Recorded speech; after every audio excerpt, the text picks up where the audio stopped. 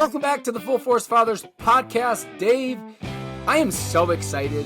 It's 85 degrees in Tucson. There's nothing better than this time of the year. What makes me even more excited is your dumbass is going to be here in 2 days' time. I can't wait. I'm so excited. I really hope there's no flight issues or anything, because I'm back wearing a sweatshirt again because it's like the Arctic here now. Driving rains and wind and all sorts of stuff, tornado warnings. So I'm looking forward to leaving that behind for, I don't know, how long am I going to be there? 6 days, and enjoying the comforts of the Tucson area, the mountains all around, the sunshine pouring in. I am ready for all of it.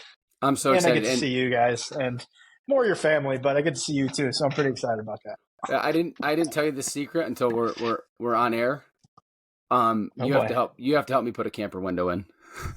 You're an asshole. So everyone knows, you heard last week about the camper window. I ordered it. It was ordered. Here's the kick in the dick. The guy called me back when the window came in late last week and said, we're at least 3 weeks out from being able to install it.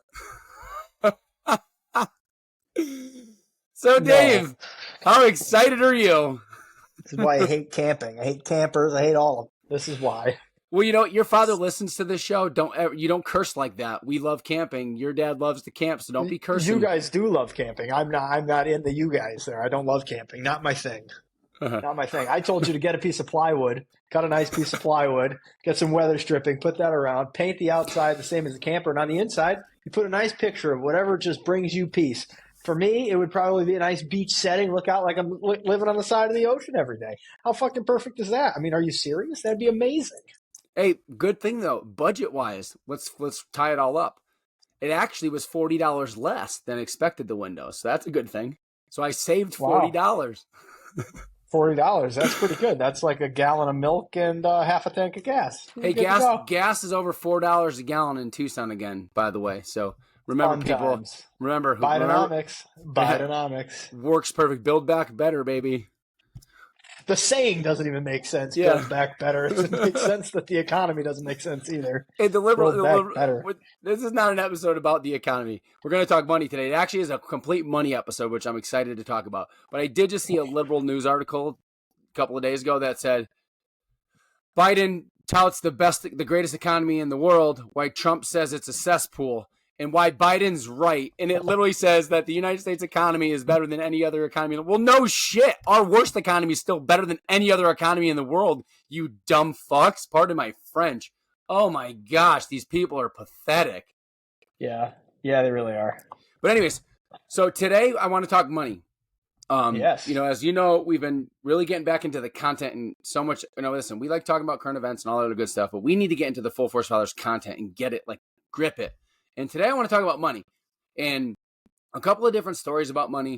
And it kind of does tie into the economy a little bit, what we're going to talk about today. But the first thing is I want to start with the Bible verse today that everybody misquotes all the time. You know this. Mm-hmm. You work for the man. And this Bible verse probably gets misquoted more than any other one that's out there. And it comes from 1 Timothy 6:10. If you don't know it, I'm going to read it to you so you hear it correctly. And it says, "For the love of money is the root of all evil, which, while some coveted after, they have erred from the faith and pierced themselves through with many sorrows. For the love of money is the root of all evil." Everybody says the love of money. Yeah, money is the root of all evil. It is so wrong. It is so misquoted. It's for the love of money. They are two totally separate things. And Dave, rant a little bit. Yeah, that's because money's amoral. Money isn't good or bad. It's the person that's using the money that's either good or bad, right? So you could have money that does great things. You could have money that does terrible things. It all depends on the person that's using the money. But yeah, if you are only chasing money, that can be evil. Money itself is not. But if all that drives you is chasing money, that in itself can be evil. Yeah, absolutely. If you only care, if your sole focus is to care only about making more money and you don't care about anything else, your surroundings, your family, your friends, your coworkers, and all you care about is the money, then yes, it can be looked at like, okay, it's not good. It's not, not like you said, not that the money's not good, but if you listen to the Bible verse, it says they have erred from the faith and pierced themselves through with many sorrows. Because if you're just chasing money all the time and you're not doing anything good with it, it's going to catch up to you eventually. Of course. What I want to talk about, so middle of the week, last week, an article came out, and I hate plugging ESPN because ESPN, I'm not a fan of ESPN, but what I wanted to talk about today in money is, doesn't matter how much you have, make as much as you want. If you don't want to have a lot, that's cool. If you want to have a lot, that's cool. I don't care. But what money equals is freedom. Okay. Mm-hmm. And that means maybe freedom to you is $100,000 a year. Maybe freedom to you is $1 million a year. Maybe freedom to you is 50. I don't know how $50,000 a year is freedom to you unless you live with your parents in the basement. You don't have any bills. But in the sense of freedom, being able to do what you want, not having to worry about everything, because I believe that money may be the most self-inflicted stressor that we have on ourselves. You may not agree with me, maybe you do, but we get to choose how hard we want to work. We get to choose what we, especially from the fact of we get to choose what we want to do with our money, right? We decide to get debt, we decide to get car payments, we decide to get credit cards, or we decide to be a little frugal and save, pay cash for a car, or have a budget, right? There's so many different things that can be done with money, and what you constitute as freedom. But a lot of money issues are self-inflicted. The number one cause of divorce is money, because because the husband and wife don't talk to each other about money, and they spend it weird, or they spend it and they don't tell each other. But money, so much good can be done with money, right? Give back, put an extra 20 in the plate at church, right? You hear it in country songs all the time. However you choose to do good with your money. But the story that I wanted to bring up was ESPN posted an article about Dan Gilbert, the owner of the Cleveland Cavaliers, and Matt Ishbia, the owner of the Phoenix Suns, and how they hate each other. Well, it ties into my life a little bit because they're the two largest mortgage companies in the country, in terms of volume, dollars, however you want to break it down. And I don't really want to get into Dan Gilbert's story a little as much as I want to talk about Matt Ishbia, however you pronounce it. I'm probably butchering the hell out of it. He is the CEO of United Wholesale Mortgage, and they're the number one brokerage they're not a correspondent lender. They're the number one brokerage in the country. They passed Quicken out, or Rocket. It's Rocket now, but they passed Rocket out a few years ago. And a couple of years ago, he put his bid in to buy the Suns for $4 billion. And how is this relevant? Well, having a plan of what you do and working hard is something truly that you control. And you can really be as great or as bad as you want to be at anything. And that comes with work and making money. Matt Ishbia went to Michigan State. He was a walk-on at Michigan State, played basketball. Okay. His dad's an attorney from Detroit. His dad started United Wholesale Mortgage back in the 80s as a side hustle, believe it or not. Didn't know that starting a mortgage company was a side hustle back in the day. But this is the part that I think is so intriguing and is so motivating for people. Very motivating for myself in the sense is I work in the mortgage industry, right? He graduated from Michigan State and went to work at his dad's mortgage company. His dad paid him $18,000 a year when he started. Okay, 18 grand. Answering phone calls, running the fax machine, whatever the case may be. $18,000 a year. Think about that for a second. That is like, even in 2001, 18 grand wasn't a lot of money. He was the 12th employee at United Wholesale Mortgage. The number 12 employees. Since he started at United Wholesale Mortgage, he has taken that company from 12 employees to over 7,000. They are now a publicly traded company. So he went from 18 grand a year to buying the Suns for $4 billion. So, no special talent, right? Mortgage business.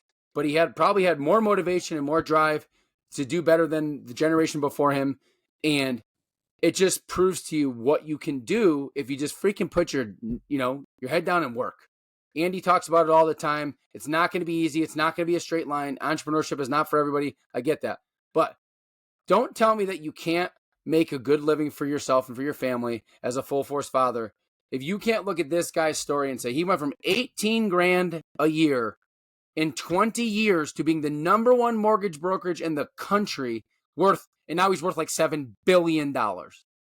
Like, that was, hard work. because no one did it for him. He went in there as an employee and turned this company literally on its head and did what he did with it.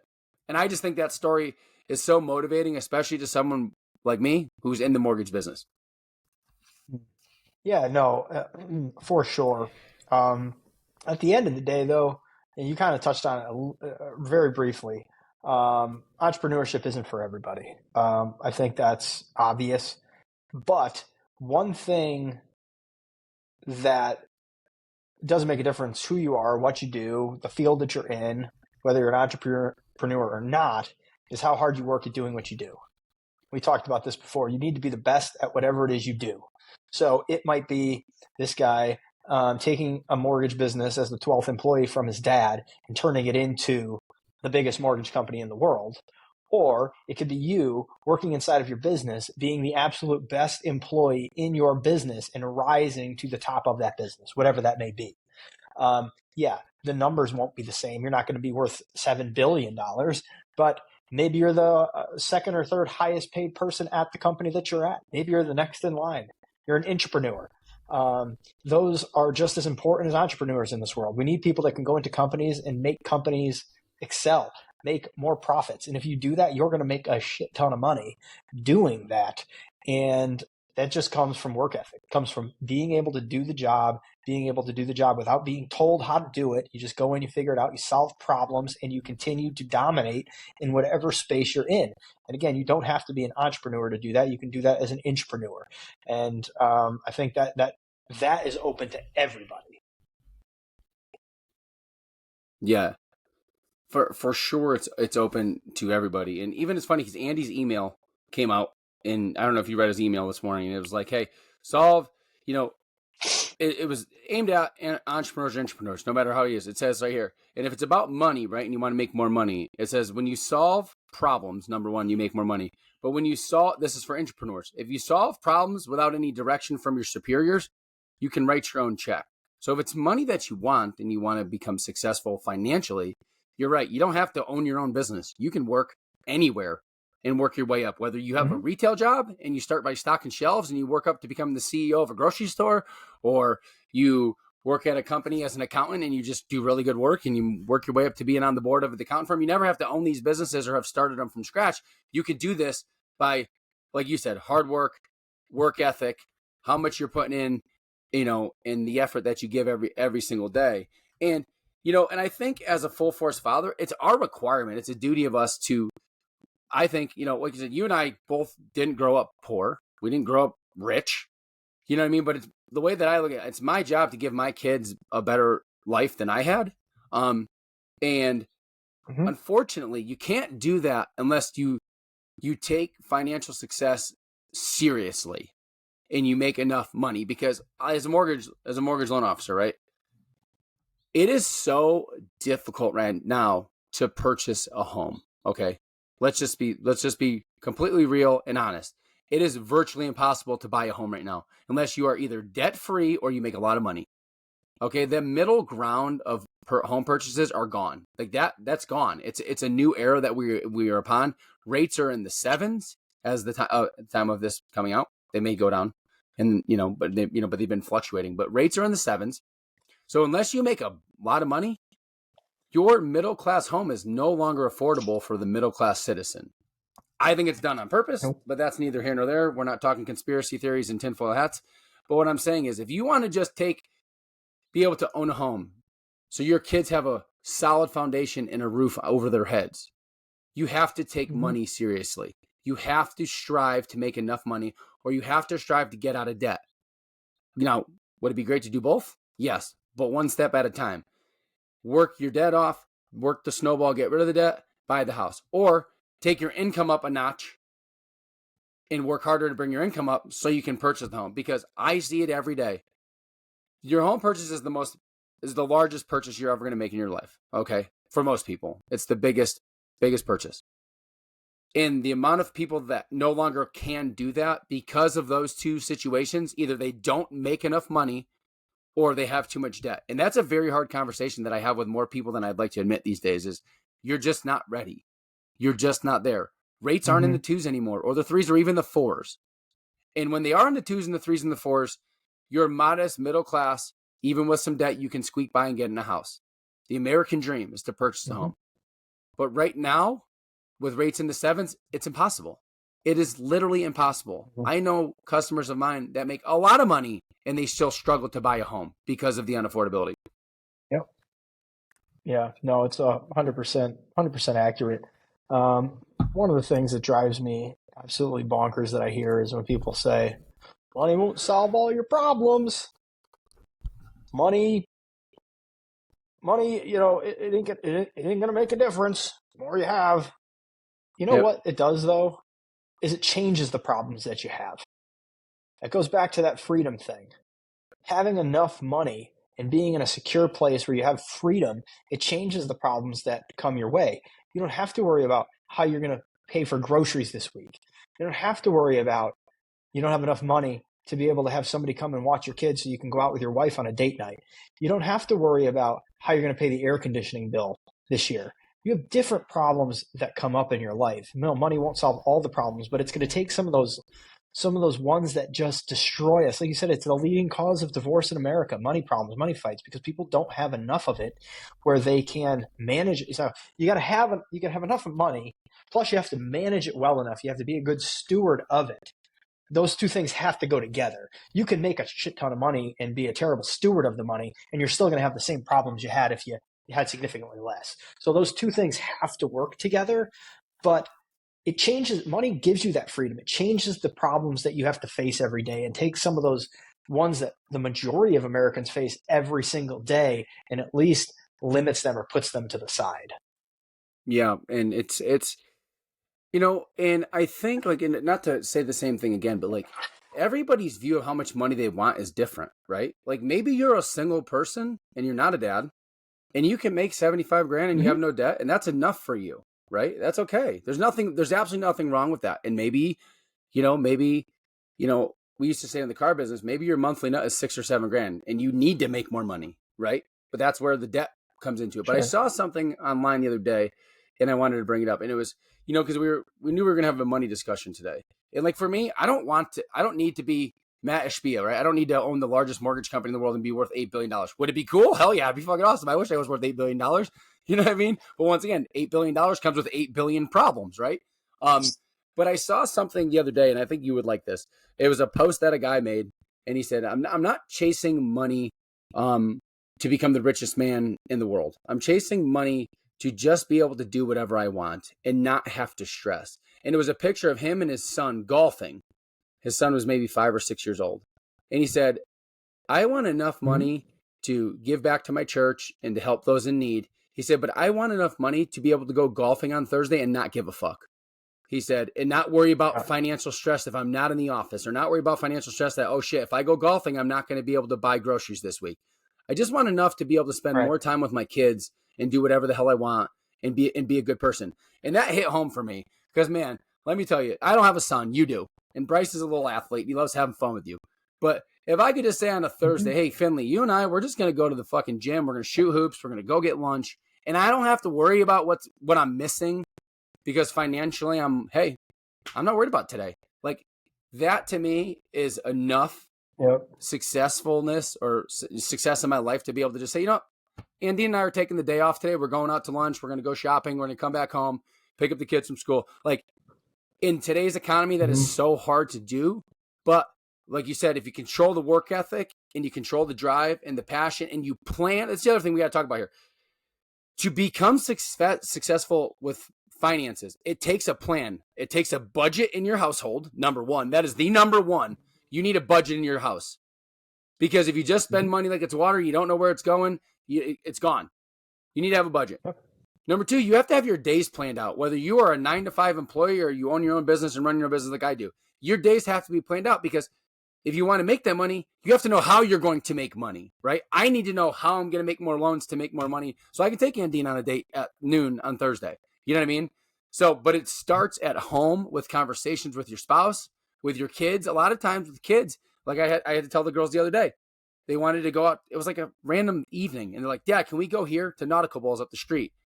And like, you want to go to Nautical Bowls? Great. It's cool food. But guess what? It's $37 to go. And if we want to go eat, to get a little cup. Nothing against them. I think they're priced pretty well. but that wasn't the thing. I was like, you guys think money grows on trees. It doesn't. You know, how many times did your dad say that to you or your mom when you were a kid? My dad, that was his famous line. Money doesn't grow on trees. I can't afford to pay attention. That was my dad's line. I can't afford to pay attention. Big Scott always come with the one-liners. But though, I think it starts foundationally in the house, right? You and Casey, me and Andine, getting the kids involved. Your kids know money really, really well for their age, and they understand very, very well about money because of the way you've raised them. And they saw your situation and where you are. Andine and I, the kids, are now knowing what it was like to have credit card debt through our ears and eyes and now not. You know what I mean? But it starts foundationally with a monthly budget at home and having everybody on the same team and everybody involved in the money, not just one frugal person over in the corner trying to hide it, right? It's got to be a topic of conversation. Whether, Dave, where do you guys budget? Do you do it at the dinner table? Where do you do that? Yeah, when we first started doing it, we used to sit down together at a table, pen and paper, and go through it together. Now it's pretty much rinse and repeat every month. We do it in an app. We do it in every dollar. And it's one of those things. If Casey has something that she knows coming up that's different this month, she's going to tell me and we'll work it into the budget. If I know something that's different, I know we got a car repair or something coming up this month that we got to take care of. We'll talk about it and we'll figure out where that money's going to come from and we're going to move it around. We stay in constant communication throughout the month. Like, hey, if we go to the grocery store, hey, I ended up having to spend a little bit more, but they had something on sale. We were able to pick this up. All right, well, where's that going to come from? Then we move it from somewhere to somewhere else. So it's a constant communication. The budget itself now, because it's so rinse and repeat, we just do it in the app every month. It carries over and we just make the tweaks week before the month starts. We'll make the tweaks for the next month and we're off and running. But you have to be in communication all the time. You said it there. It has to be unified. You have to be a unified front through this process. You can't do it one person wanting to be better with their money and one person not. You have to be a unified front. Otherwise, you're just pulling in opposite directions and you're not getting anywhere. But yeah, it does start with a budget at home. That's where you can start making those gains. You end up finding so much more money in your budget that can go make your month go a lot longer, which is great. Help you get to some of those financial goals that you have. So yeah, it's a plan there. It's also a plan at work, right? We talk about it, whether you're an entrepreneur or an intrapreneur. When you said it, when you go to work, you got to have a plan. You got to know what it is. You got to know how you're going to impact your company so that you can get promotions and get raises and start seeing those bonuses or whatever, however your company comp structure is set up.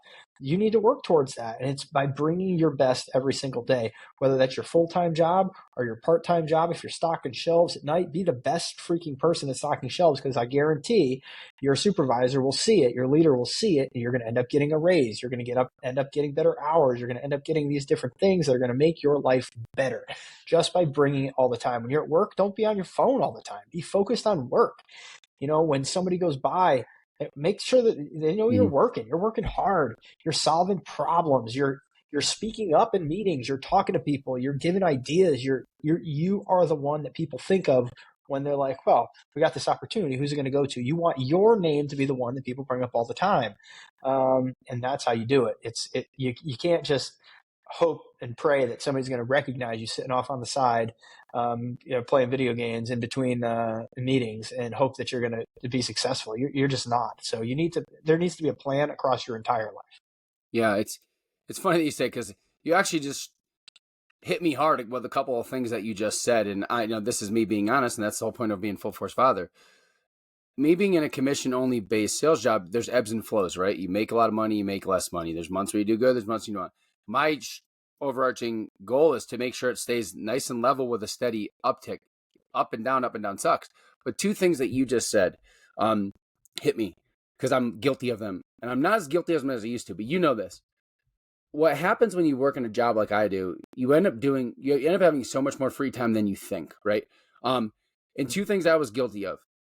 Talking on the phone too much, and it wasn't work related. You know this. You and I used to talk 10 times a day sometimes, and it would be 5 minutes here, 20 minutes here, 15 minutes here, 3 minutes here. And guess what? At the end of the day, I lost 3 hours. And most of the time, we'd be planning Full Force Father stuff, but a lot of times it was just bullshit, right? As you know now, I don't talk to you on the phone as much anymore. I don't. No. And it wasn't just me. You were doing that with other people too. Yep, I was doing with I still, with Frank, with you, with Carp, and nothing against all of you guys, but I was at a point where I'm realizing, like, dude, I'm not making any business by playing grab ass with you guys on the phone. I would literally Mhm. spend 3 hours a day talking on the phone about nothing work related. I would be spending 3 hours a day easily every Mhm. single day. And the other thing I was guilty of was me, I love European soccer. I don't know why. I don't know ever why I ever got into European soccer, but about 10 years ago, I fell in love with the Premier League. Don't know why. And I still love it. But I would find myself realizing, hey, Spurs are on at noon today. Noon to 2. I'm sitting on the couch and I'm watching Spurs, or I'm going to have it on. And guess what? That was 2 hours of wasted time, because guess what? It didn't matter if I was watching or not what the outcome of that match was going to be. It didn't matter that Harry Kane's my favorite player. And I realized something. I could have a day where I wasted 4 hours, 5 hours of nothing. And if I had just taken 50% of that time and made more phone calls to realtors or potential business partners, or making posts on social media or marketing, the difference that it would make in my business. And I have made a drastic change on that front. I don't watch Spurs during the day anymore, unless it's a weekend. And I don't talk on the phone as much. And it's nothing against you. You know that. I just know that if I get on the phone with you, or if I get on the phone with Frank at 9 o'clock or 10 o'clock, dude, I know for sure 30 minutes is gone. And I personally can't afford, because this show's about money. I don't make money when I'm on the phone, unless I'm on the phone with work related activities. So I have really, really given. And you know what? It's hilarious. My screen time on my cell phone is down like 35%, but I'm doing more business now than I was beforehand. Even though my screen time on my phone is down 35%, because I'm spending less time Yep. on the phone with doing nothing, because I can get a lot done in a Mhm. 10-minute phone call with a realtor. I get nothing accomplished when I'm on the phone with you for 45 minutes. You know what I'm saying?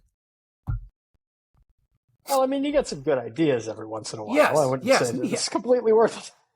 I'm just messing with you, bro. I totally get it. You No, fucking yeah, I dickhead. completely understand.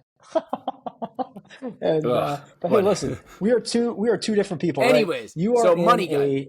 a you are Yeah, Go ahead. you're in a No, you're good. sales commission job, right? You are in the entrepreneurial space right now. Listen, I tried that. I tried that for a part of my life, and I loved aspects of it and I hated aspects of it. I could not take the up and down. At the stage of my life where I was at, with a family, wife, kids, for me, I couldn't sleep well at night knowing I wasn't going to have income coming in and doing this and really trying to get it going to the point at which it was a regular thing. Because eventually that comes. I just couldn't get to that. One thing that I know I'm really good at is being an entrepreneur. That is my jam.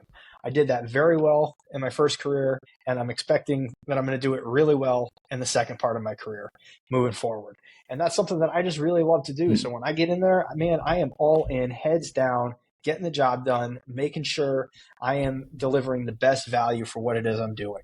And you can be successful at either thing, whether you're, like we've said it many times on this show today, whether you're an entrepreneur and you're doing it by yourself, or you're an entrepreneur doing it for an organization. You can be successful and you can make a lot of money, as much money as you want to end up making by the effort that you put in.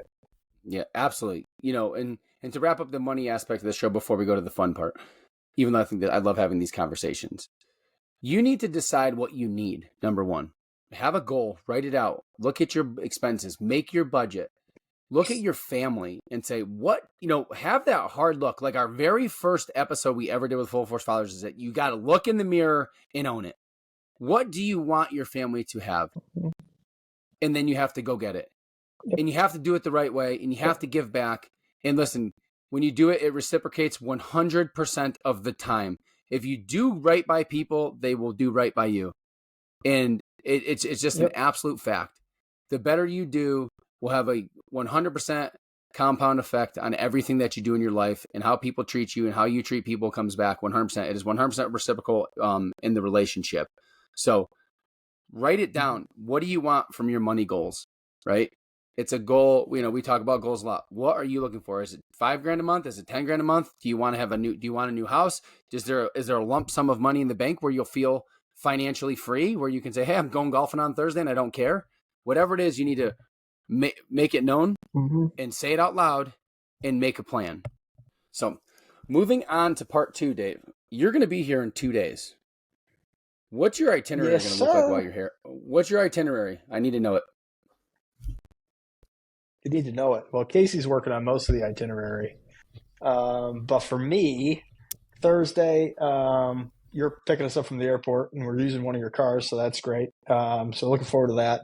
I think we're going to go have dinner with a couple of our old neighbors on Thursday night because you guys are going to have other family in town. So I think we're going to go and do that.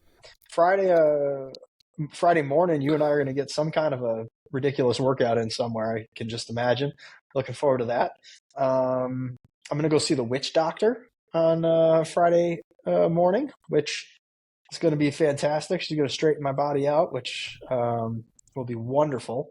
I'm going to go visit some friends that I haven't seen since we left.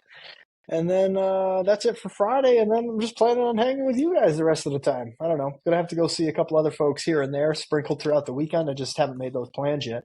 But planning on spending the majority of my time with you guys. And I can't wait. Yeah, the only thing I say is make sure you bring your bathing suits because I looked at the extended forecast and we're looking at mid to upper 80s the whole time that you're here. So it is going to be an awesome time. Yes, Phenomenal. Thursday night. It's cool. You're coming in Thursday, and then Andine has cousins coming in on Thursday night. They're spending the night because they're on their way to San Diego for a wedding, and they're making the trek. They're doing a drive cross country, like a sightseeing tour thing. So that's cool. So we're going to get to see them and their kids one night. Then you'll be around to do whatever. We'll hike, we'll swim, we'll work out. I'm going to get your ass up in the morning, and you're going to be running some fucking hills, whether you like it or not, because Cocodona is less than a month away from me. So you're just going to be thrown right into my training plan, which I hope you're happy about. If not, oh well, sucks to be you. You're going to do it anyways. I love that you think you're going to be getting me up in the morning. That's what I love, that you're going to be getting me up in the morning. I am up significantly earlier than you are now, brother. So I'll be knocking on your door to wake your ass up. Oh, but there'll be no nighttime extra second job for me when you're here. So I don't know, man. I'll be back to my that's okay. Gonna be 4 days of me being real frisky, my friend. Hey, I'll tell you what, it's a good thing 75 hard hit when it did, and I shed 40 pounds so I can hang with you now. Yeah, for sure. For sure. I'm glad we're not doing 75 hard. I can't wait to have some Mexican food with you and go out to dinner and just chill and hang out and do whatever we're just going to have a good time. Like, that's the thing. Like, we were talking about it a few episodes ago, man. Sometimes you just got to have that break. You got to go on that trip. You got to just set some time away from what you're doing to enjoy life a little bit. And that's exactly what we're going to do. You guys are going to be here. We're going to have a good time. And yep. We'll actually go to church together one day on Sunday when you're here, which will be really cool, which it's been a long time. And yeah, I'm just looking forward to you being here. So let's wrap this show up today. I think it was a good show. We talked about money. We talked about your trip. Talked about a bunch of stuff. And you can take us home. And thanks for listening, guys. Share the show. Yeah, everybody get out there. Continue to live the full force life. We're going to have an update on the Final Four National Championship on our next episode. We had to record this one before the National Championship game, so we'll see. Hopefully UConn has got the 6th ring, but we'll see. Maybe they won't, and maybe we'll be pissed, but we'll talk about that on the next episode. So continue to live the full force life. If you like this episode, get out there, share it. We want to get this message out to as many fathers as we can, and we'll see you next week.